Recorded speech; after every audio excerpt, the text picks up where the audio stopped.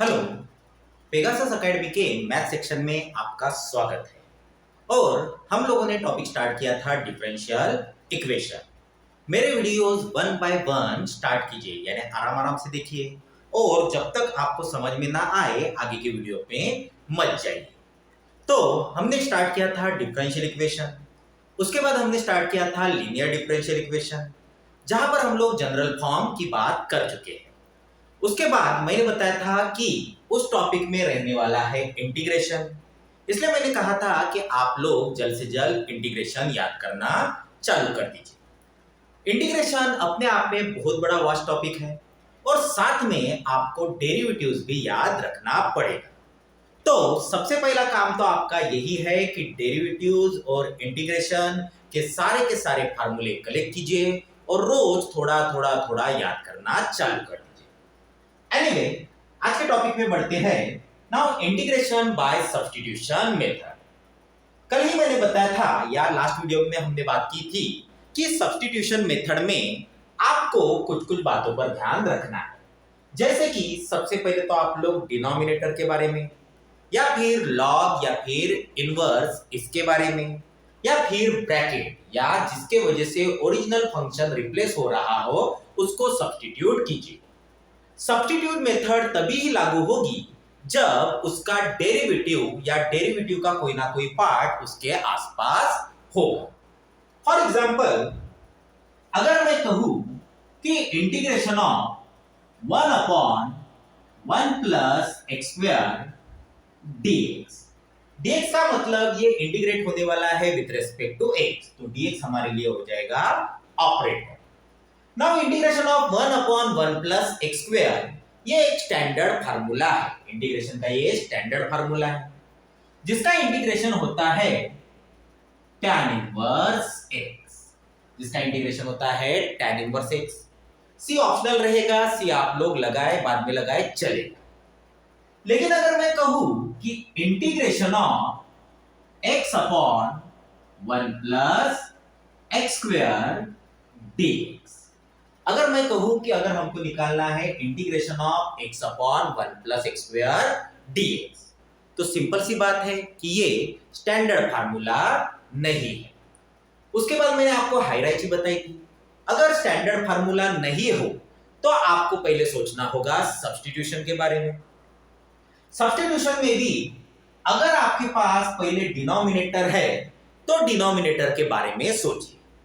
जैसे कि डिनोमिनेटर में है 1 प्लस एक्स स्क्वायर। याद रखिए, सब्स्टिट्यूशन मेथड तभी ही लागू होगा जब उसका डेरिवेटिव न्यूमरेटर फॉर्म में या उस स्टैंडर्ड फॉर्म में होना चाहिए। जैसे यहां पर 1 प्लस एक्स स्क्वायर को अगर मैं पुट करता हूं, जैसे देखिए, now put 1 plus X square, it is suppose to be T.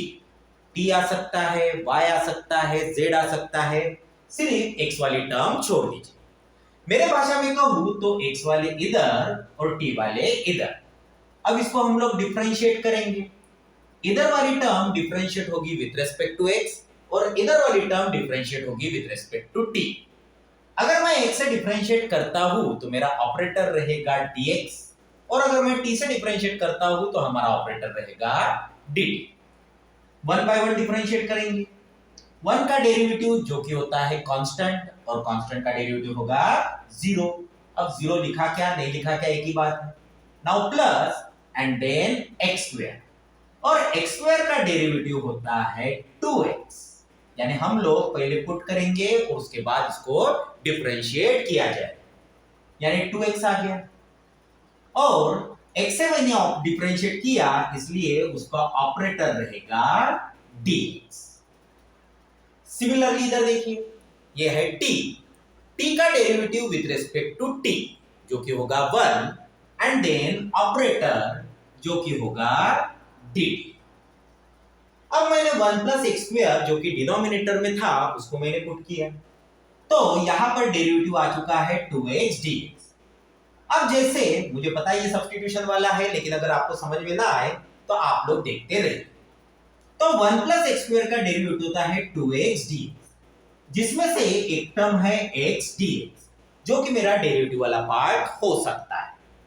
2 ये कांस्टेंट है, कांस्टेंट रहा क्या नहीं रहा क्या एक ही बात है, लेकिन मुझे लेना देना है बस इस एच डी एक्स से, और मुझे चेक करना है कि हमने जो इक्वेशन जो हम लोग इंटीग्रेट कर रहे हैं उसमें वो है या नहीं।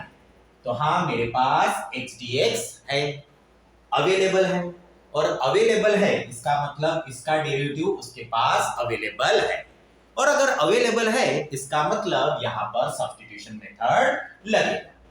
उस हिसाब से हम लोग एडजस्टमेंट करते हैं। मुझे चाहिए बस एक्स डी एक्स, तो मेरे पास एक्स्ट्रा आ गया 2, मल्टीप्लीकेशन में होने की वजह से वो इधर शिफ्ट हो जाएगा, यानी वो हो जाएगा dt बाय 2।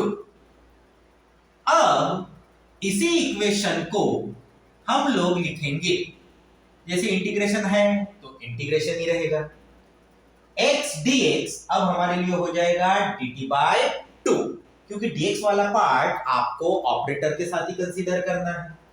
तो x dx हो जाएगा dt बाय 2, उसको बस स्टार्ट में न लिखते हुए मैं थोड़ा पीछे लिखूंगा, क्योंकि ऑपरेटर हमेशा पीछे ही रहता है, यानी h dx तो चला गया।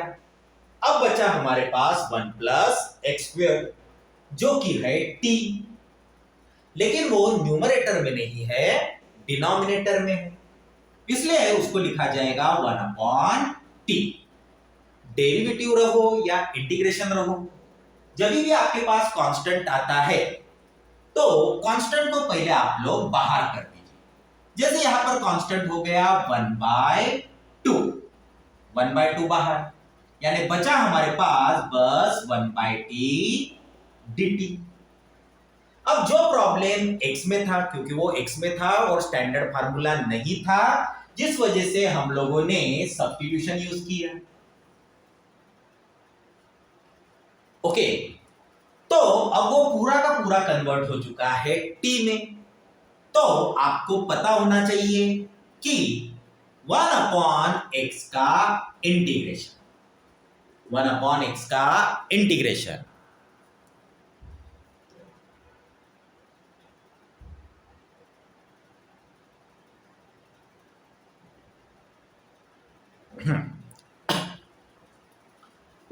ना 1 अपॉन एक्स का इंटीग्रेशन होता है log ऑफ x।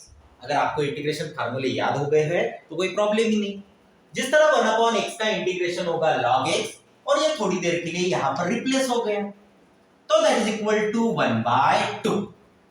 तो 1 अपॉन एक्स का इंटीग्रेशन होता है log x with respect to x, उसी तरह 1 अपॉन t का इंटीग्रेशन होगा log t, उसी तरह 1 by 2 का यहाँ 1 by t का इंटीग्रेशन होगा log t, so that is equal to 1 by 2 log, लेकिन t तो थोड़ी देर के लिए आया था, और t क्या है हमारे पास 1 plus X square.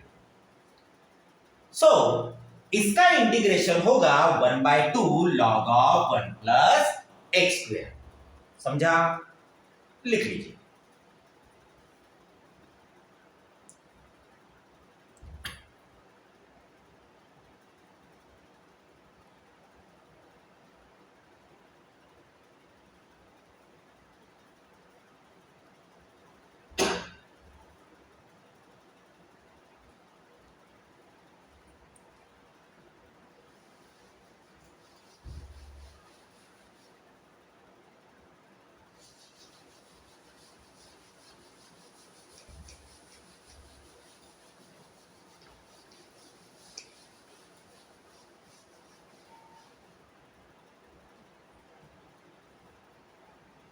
Suppose integration of e to the power tan inverse x upon 1 plus x square dx।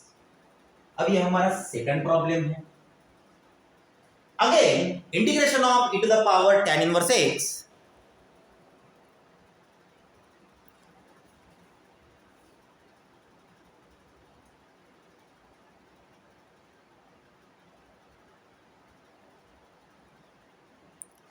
okay।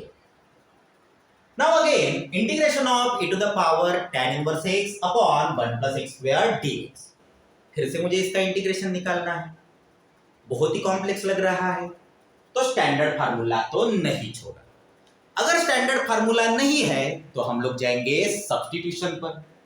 Substitution में एक तो डिनोमिनेटर के बारे में चेक करो, लेकिन डिनोमिनेटर से भी ज्यादा अगर आपके पास लॉग वाली टर्म या फिर इनवर्स फंक्शन वाली टर्म हो तो उसके बारे में सोचिए।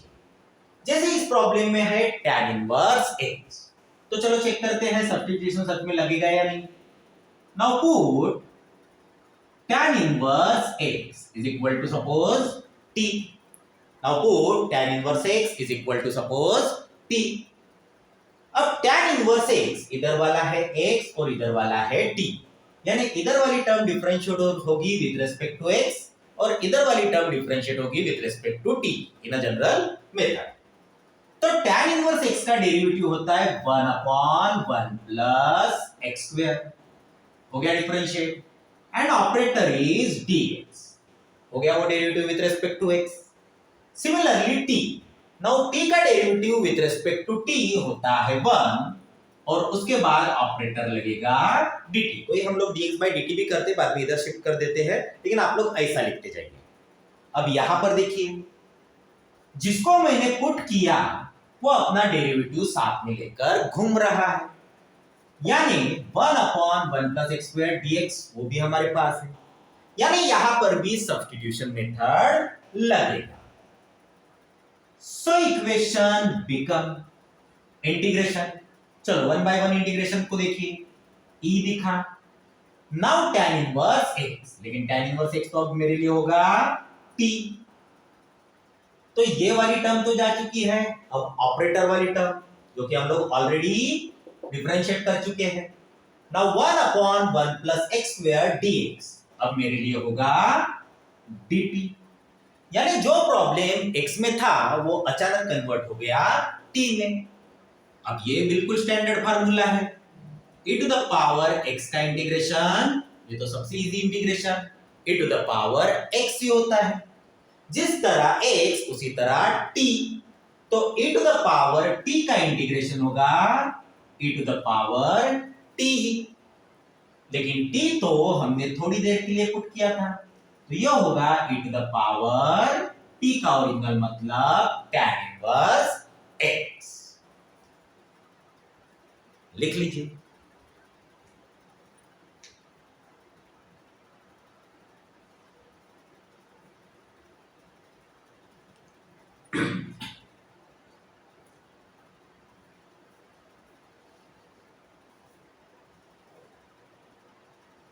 Now suppose third,